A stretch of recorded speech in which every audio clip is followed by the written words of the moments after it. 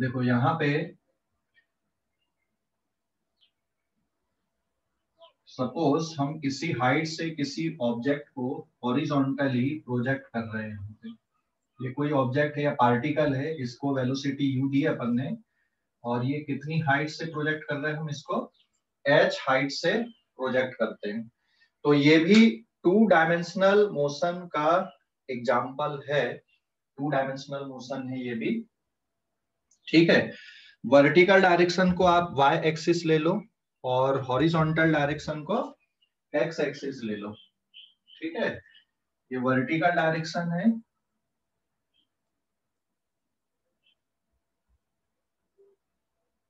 ये x axis ले ली हमने यहाँ पे, और ये y डायरेक्शन, वर्टिकल डायरेक्शन।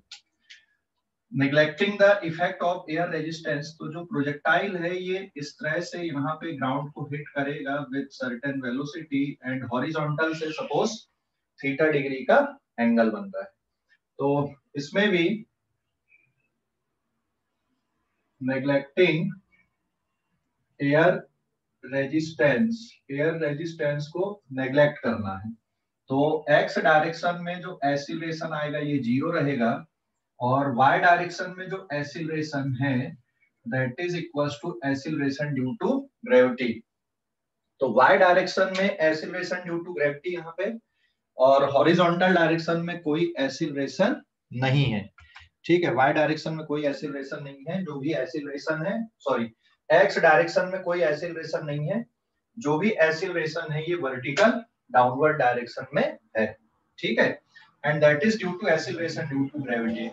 अब मान लो t इक्वल्स टू 0 पे आपने प्रोजेक्टाइल को यहां से लॉन्च किया है, एनी टाइम t पे प्रोजेक्टाइल यहाँ कहीं पे है, तो इसका ये x कोऑर्डिनेट और इसका ये y coordinate, this position is p, and इसके जो कोऑर्डिनेट हैं यहाँ पे this is x, y, and ये यहाँ पर वेलोसिटी है इसकी। तो इक्वेशंस कैसे बनेंगी अगर हम हॉरिजॉन्टल वेलोसिटी के लिए देखें, so vx is equals to ux plus ax into t, क्योंकि हॉरिजॉन्टल डायरेक्शन में एक्सीलरेशन नहीं है और ux की वैल्यू u है, u into 0t that is equals to u। Vertical component है नहीं वेलोसिटी का, यहाँ पे vertical component of velocity is 0, तो it is equals to ux and uy is equals to 0। तो अब vy कैसे निकाल दोगे, it is uy plus a by t, uy is 0 plus of minus g into t। आप क्योंकि इसके ऊपर मोशन नहीं है तो नीचे का जो डायरेक्शन है इसको ही यहाँ पे आप पॉजिटिव ट्रीट कर लो, तो इट इज प्लस gt हो जाएगा ये। तो y component of velocity is plus of gt के बराबर हो जाएगा। तो total velocity at point P सीधा सीधा निकल के आ जाएगा, total velocity at this point P is given by, so therefore this velocity is equals to Vp। हम एट टाइम t पर ये कैलकुलेशन कर रहे हैं, तो it is Vxi cap plus Vyj cap and it is equals to Ui cap plus Gt J cap, और इसका magnitude ले लोगे तो स्पीड निकल जाएगी। अब सिमिलरली आप x कोऑर्डिनेट, ये x कोऑर्डिनेट है और ये y कोऑर्डिनेट ये निकाल लोगे, तो delta x equals to uxt plus half of axt square, तो डेल्टा x की वैल्यू आ जाएगी x एंड ux की जगह पे ut है ना, और ay इज 0। सिमिलरली अब डेल्टा y निकाल दोगे, it is uyt plus half of ayt square, this implies that y coordinate will be given by, ये पहला टर्म है 0 plus half of g into t square, तो x coordinate is ut and y coordinate is half of t square के बराबर लिख सकते हो। ठीक है, स्क्रीनशॉट ले लो इस पेज का, स्क्रीनशॉट ले लो, स्क्रीनशॉट ले लो इस पेज का। हाँ, ये समझ गए, कैलकुलेशन बहुत आसान है, एक्स डायरेक्शन पे एक्सीलरेशन नहीं है, वाई डायरेक्शन पे एक्सीलरेशन ड्यू टू ग्रेविटी है, बस कैलकुलेशन करते जाना है ना। अब इक्वेशन ऑफ पाथ अगर हमको निकालना है तो वो कैसे निकालेंगे, स्क्रीनशॉट ले लिए इस पेज का। यस सर, हो गया। Page number 2। देखो अभी इसमें जो x कोऑर्डिनेट आ गया आपका, ये x की वैल्यू किसके बराबर है यहाँ पे ut, और y की वैल्यू कितना है, हाफ gt स्क्वायर है। ठीक है, ये ध्यान रखना। तो अब मैं इक्वेशन ऑफ पाथ यहाँ पर लिख देता हूँ। इक्वेशन ऑफ पाथ कैसे रहेगा अगले पेज पे।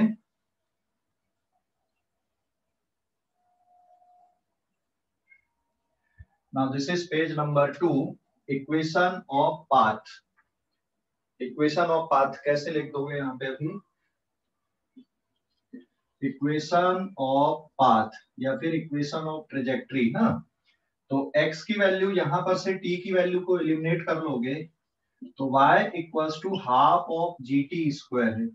It is half of g, और t की जगह पे यहाँ पे क्या पुट कर सकते हो आप, x अपॉन u पुट कर सकते हो, since x is equals to ut है। तो इसका ही हो जाएगा whole square. So equation of path is half of g divided by, या फिर सीधा सीधा मैं ऐसा लिख दूं, it is g divided by 2u square into x square. This implies that y is proportional to x square, और y अगर x स्क्वायर के प्रोपोर्शनल है, इसका मतलब ये जो पाथ बनेगा ये कैसा पाथ है यहाँ पे, पैराबोलिक पाथ है। So therefore path is parabolic. ये जो पाथ बनेगा यहाँ पर भी पैराबोलिक पाथ है। अब कितने टाइम पे ये ग्राउंड को हिट करेगा ये निकाल लेते हैं, और ग्राउंड को हिट करने के बाद में ये एंगल कितने का बनेगा, यहाँ से ये जो हॉरिजॉन्टल रेंज आ रही है ये कितनी आ रही है, ये भी कैलकुलेट करते हैं। पर स्क्रीनशॉट ले लो जल्दी से, इस पेज का स्क्रीनशॉट ले लो। Done sir. Then page number 3 पे time taken to hit the ground, ground को कितनी देर में हिट करेगा ये निकालते हैं।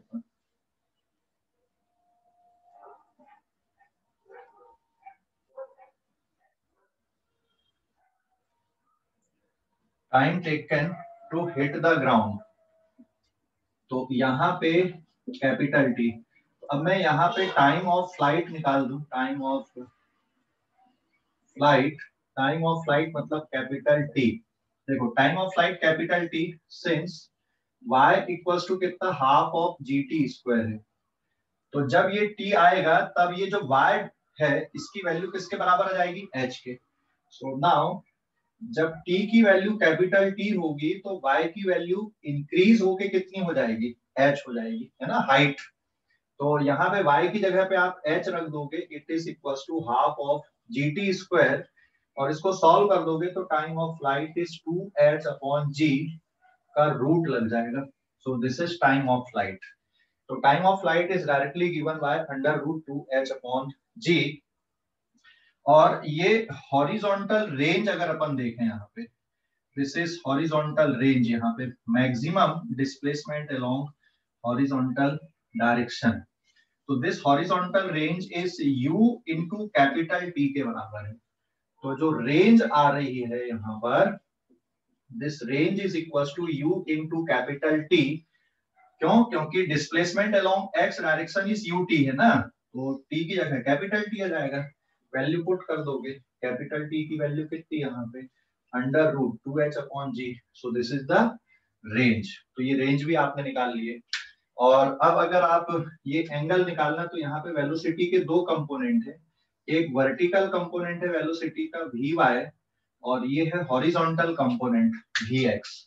तो vx की वैल्यू तो u के बराबर ही रहेगी, और vy की वैल्यू किसके इक्वल आ जाएगी, यहाँ पे gt के इक्वल आ जाएगी। समझ गए, vy is equal to uy plus gt। तो ये वैल्यू कितनी आएगी यहाँ पे gt, तो ये जो वेक्टर है it is ui cap plus gt j cap. और ये एंगल अगर आपको देखना है कि भाई ये एंगल कितने डिग्री का है, तो आप ट्रिग्नोमेट्री का यूज कर लो। tan theta is equal to perpendicular upon base. तो यहाँ पे परपेंडिकुलर है vy, और बेस जो है ये किसके बराबर आएगा, यहाँ पे ये v है। तो परपेंडिकुलर आपका है vy और बेस है vx। तो vy इज gt और बेस किसके बराबर, यहाँ पे u के बराबर है। तो एंगल आपका इस तरह से मेजर हो जाएगा gt अपॉन u। ठीक है, समझ गया इतना। हेलो सर जो तुम्हें कंफ्यूजन होता है तो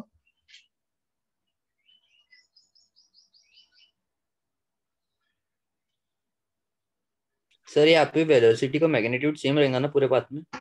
नहीं नहीं, पूरे पाथ में सिर्फ हॉरिजॉन्टल कंपोनेंट का सेम रहेगा, वर्टिकल का बदलेगा ना, वर्टिकल का जीटी के फॉर्म पे चलेगा ना, समझ गया? हेलो सर जीटी के फॉर्म कैसे आया वाई कंपोनेंट को समझाओ ना एक बार। देख Vx इक्वल्स टू किसके बराबर लिखेगा, Ux बस रहेगा। Vy किसके बराबर, Uy plus Ay into T लिखोगे कि नहीं? Ax कितना है, 0, तो Vx इज ऑलवेज Ux, और Ux किसके बराबर है, U के बराबर है।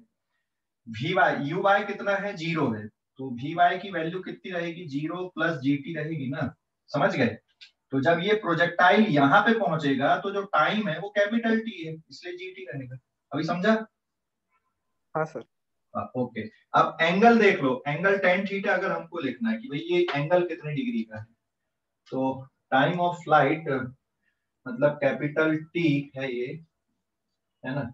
मैं यहाँ पे एंगल को लिख देता हूँ, तो एंगल के लिए tan थीटा जब ये ग्राउंड को हिट कर रहा है, तो ग्राउंड को जब ये हिट कर रहा है तो angle tan theta is Vy upon Vx आएगा, समझ गए? Vy upon Vx। अरे हाँ या ना, ये Vy है ना, ये Vy है नीचे का ये, और ये Vx है, तो tan theta is Vy upon Vx, तो Vy इज GT और Vx इज U, तो tan थीटा की वैल्यू किसके बराबर आएगी, GT अपॉन U। समझ गए अभी? सर यहाँ पे वाई कंपोनेंट माइनस में नहीं आएगा? नहीं, मैंने नीचे के डायरेक्शन को पॉजिटिव ले लिया ना बेटा, ये देखो नीचे के डायरेक्शन, क्योंकि इसके ऊपर मोशन है ही नहीं, तो हमने नीचे के डायरेक्शन ले लिया। ठीक है, समझ गया? हाँ सर। ओके, और कोई डाउट अभी इस पे?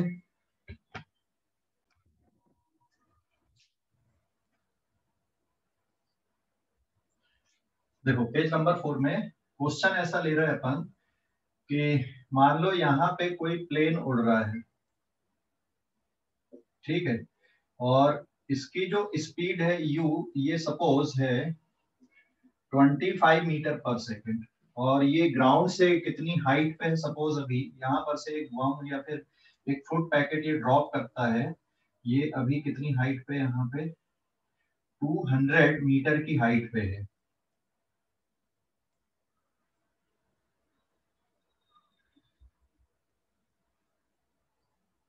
ठीक है, 2000 या 2 किलोमीटर की हाइट पे अभी है ना। और यहाँ से अगर ये मान लो कोई बॉम्ब ड्रॉप करता है, तो ये कहाँ पे गिरेगा?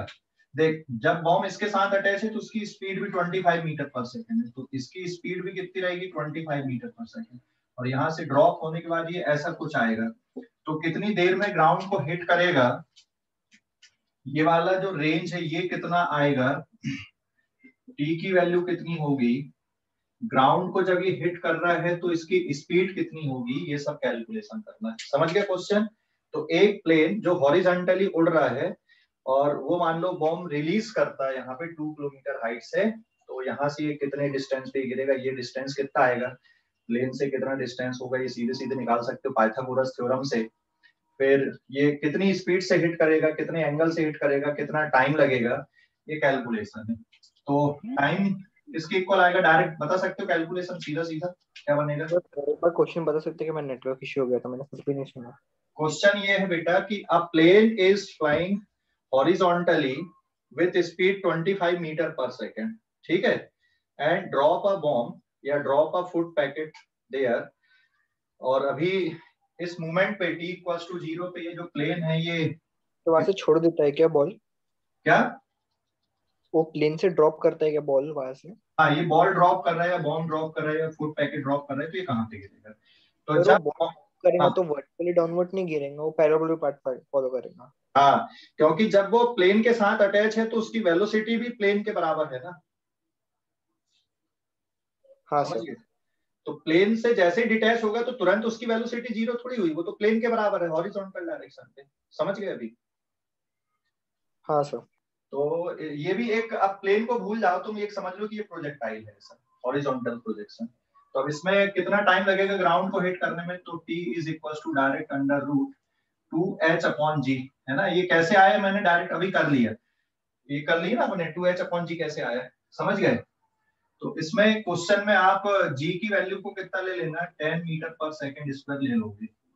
तो इट इज 2 किलोमीटर मतलब 2000 metre divided by 10 metre per second square, एक जीरो से एक जीरो गया, तो ये आंसर आ गया 20 सेकंड। तो 20 सेकंड में ये ग्राउंड को हिट कर देगा। दूसरा point, range is equal to u into time of flight, क्योंकि ये जो रेंज आएगी यहाँ से यहाँ तक की, ये u इनटू टी के बराबर रहेगी, है ना। तो u is 25 metre per second into 20 second, it is 500 metre, ठीक है। सेकंड से सेकंड कट जाएगा, 500 मीटर, आधा किलोमीटर दूर गिरेगा। अब कितनी स्पीड से इसको हिट कर रहा है, तीसरा पॉइंट, तो Vx is equal to ux रहेगा and Vy is equal to gt, है ना। तो g is 10 into 20 and the answer is 200 metre per second, ठीक है। तो जो टोटल वेलोसिटी वेक्टर है, इट इज uxi कैप या vxi cap plus vy j cap. तो vx is 25 i cap plus 200 j cap metre per second, है ना। तो स्पीड अगर चाहिए तो इसका मैग्नीट्यूड ले लो, इसका मैग्नीट्यूड मतलब रूट के अंदर 25 स्क्वायर प्लस 200 स्क्वायर। और कितने एंगल से ये हिट कर रहा है यहाँ पे, तो ये जो एंगल बनेगा ये है Vy और ये है Vx। तो एंगल आपका सीधा सीधा निकल जाएगा, tan theta is equal to Vy upon Vx। Vy कितना है यहाँ पे, 200 अपॉन 25, इट इज 8। तो थीटा इज इक्वल टू कितना आ गया, tan इनवर्स 8 के बराबर आ गया। समझ गए, ये जो भी कैलकुलेशंस होते हैं इसमें मैंने कर दिया यहाँ पे। समझ गए कि नहीं, हेलो, समझ गए या नहीं।